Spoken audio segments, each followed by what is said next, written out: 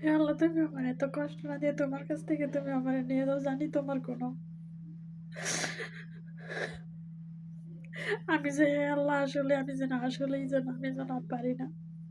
কারণ কষ্ট আমার এরকম করে কেন চারিদিকে ঘিরে রাখছে আমি নিজেও জানি না।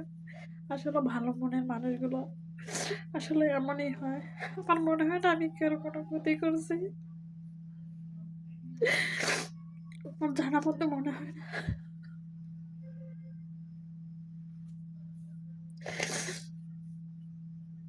তারপরে কেন আমার জীবনটাই কিরকমের জানি। আমি যে জায়গায় সুখের জন্য হাত বাড়াইলাম সেই জায়গায় আমি ফেরত আসলাম। সে জায়গা থেকে মনে হয় আমি সুখ না দুঃখই কিনে নিয়ে আসলাম। ভালো মনের মানুষের আসলে মানুষ কদর দিতে জানে না।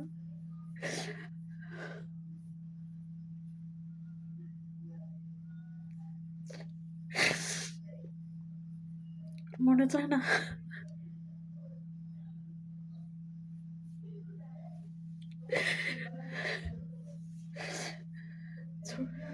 ছোটবেলায় মা মারা গেছে, তাতে কোনো সুখ পাইনি।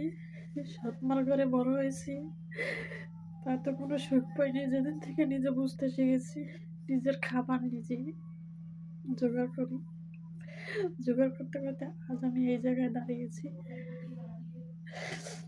শুনেছিলাম আল্লাহ কষ্টের পরও কিনা সুখ আছে। আমি মনে হলো কোনোটাই পেলাম না।